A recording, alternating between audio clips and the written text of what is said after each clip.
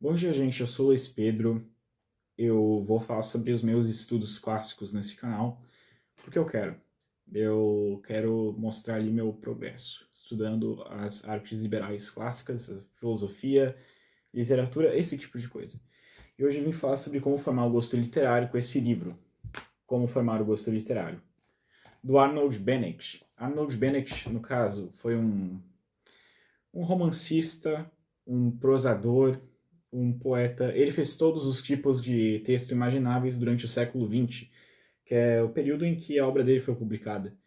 E entre esses textos se destacam esses dois livros aqui, que são de uma série assim, meio que de autoajuda, né? Como Formar o Gosto Literário, que eu já mostrei, e Como Se Tornar um Escritor. São dois livros de destaque do Arnold Bennett. E nesse Como Formar o Gosto Literário, ele nos ensina como gostar dos livros clássicos, que eu vejo que é um grande... É uma questão fundamental, assim, entre as pessoas que querem ler livros, porque elas decidem ler um clássico, pegam aqui deixa eu ver, um Lusíadas da vida, né? Tá aqui, pegam um Lusíadas e não conseguem tomar o gosto pela coisa. Então, eles chegam ali e pensam, nossa, isso aqui vai ser muito divertido. Meu Deus, eu vou adorar isso. Só que vem que não é bem assim que se lê um clássico. Na verdade, talvez elas tenham essa noção de que não é assim que se lê um clássico, mas elas não focam em tentar compreender o clássico da maneira como é para ser compreendido. Então surge esse livro, Como Formar o Gosto Literário, que busca resolver essa lacuna na formação das pessoas que querem ler livros, de modo geral. Então a primeira coisa que ele nos diz aqui, se a gente for olhar o sumário, é sobre o objetivo da leitura dos clássicos e sobre o seu caso específico. No caso, o seu caso específico ele se refere a pessoas que realmente tentaram ler livros clássicos e não conseguiram, porque não acharam aquilo divertido. Só que o problema é que a literatura... enfim. Só que o problema é que a literatura Só que o problema é que a literatura clássica, ela não é um passatempo. Não é como se a gente pegasse um livro do Rafael Montes aqui. Pera aí, eu doei meus livros do Rafael Montes. Desculpa, enfim, mas... Não é como se a gente pegasse um Rafael Montes ali, saia lendo e pensar, nossa, eu não consigo esperar o que vai acontecer na próxima página. Não é assim que funciona a literatura clássica. Se a gente fizer uma comparação, o Rafael Montes é um fast food e a literatura clássica é, sei lá, não sei, eu não manjo de comida, tá bom?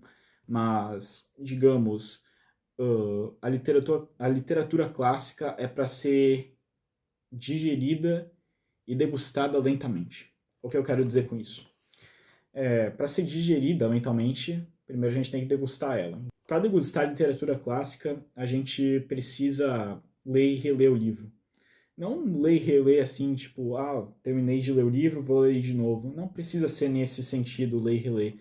Mas tem autores específicos, por exemplo, o próprio Camões aqui, dos Lusíadas, Homero, os autores clássicos, principalmente, que têm um estilo mais truncado, que tem talvez trechos de mais difícil compreensão.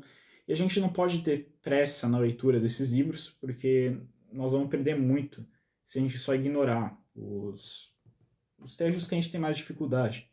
Na verdade, o próprio intuito do livro é nos fazer crescer, nos fazer evoluir. Então, a gente teria que superar essas barreiras através da meditação no livro, da reflexão sobre esses trechos, tentar constituir eles mentalmente para ficar mais claro. E é isso aí que o Arnold Bennett nos ensina sobre degustar o livro.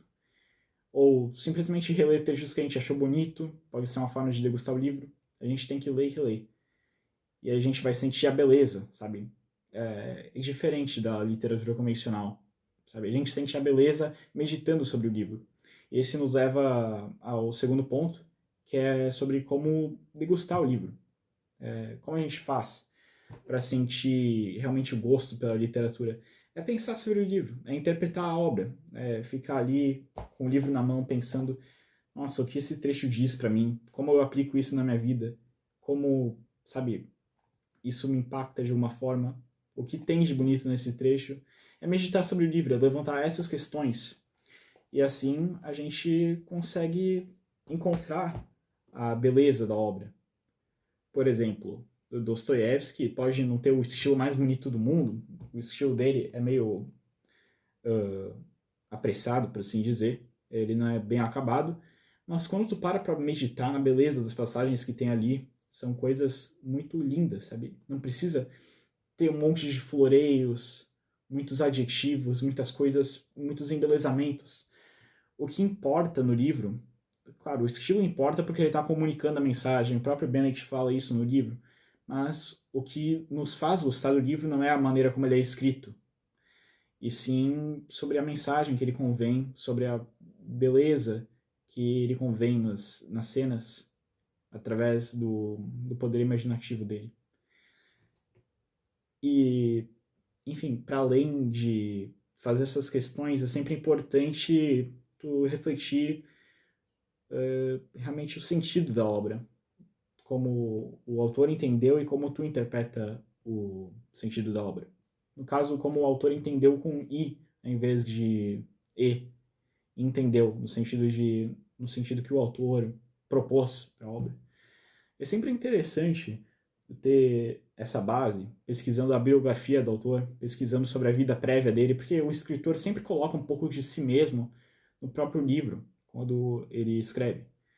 Isso vem de um escritor, porque eu tive um livro publicado, estou escrevendo o próximo agora, e tu sempre vai colocar um pouquinho de si próprio nas obras que tu faz. Então, é sempre bom tu pesquisar a biografia do autor antes ou depois, tanto faz. E, quer dizer, o Bennett recomenda antes da leitura do livro, mas, enfim, tanto faz. Desde que tu saiba a biografia do autor, é sempre interessante tu relacionar esses pontos ali do livro levantados e a própria idiosincrasia do autor. É bem interessante isso e tem mais chance de tu pegar o significado do livro. Outra coisa que o Bennett recomenda é recorrer à crítica literária depois da leitura do livro. O que ele quer dizer com crítica literária não é exatamente dizer se o livro é bom ou ruim, esse tipo de coisa, ver influencer dizendo, esse livro é muito bom, gostei desse livro, não gostei. Na verdade, a crítica é uma análise minuciosa sobre o sentido da obra e sobre o estilo da obra. Então, tu pode recorrer às fontes críticas em livros como A História da Literatura Ocidental, aqui em cima, esses livros amarelos aqui, ó, do Otto Maria Carpo, ou as aulas do professor José Munir Nasser, que explicam o livro e também destrincham ele, destrincham trechos dele, destrincham o livro em si.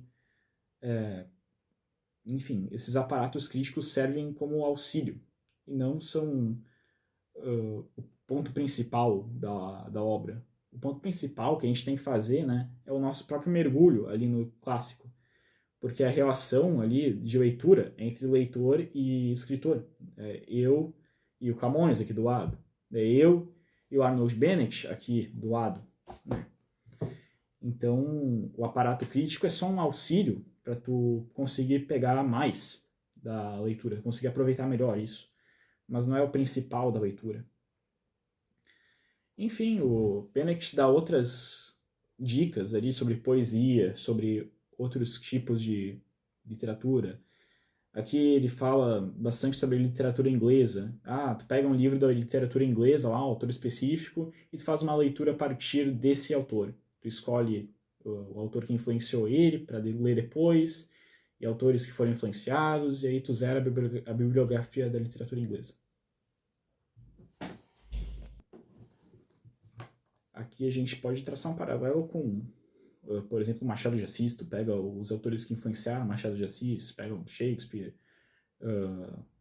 o próprio Camões, Cervantes, José de Alencar, lê todos eles, aí depois lê os autores que o Machado de Assis influenciou, mas eu não prefiro esse tipo de leitura. É o que funciona pro Bennett, mas para mim o que funciona é tu pegar livros que tu tem interesse em ler e simplesmente ler eles, e depois meditar.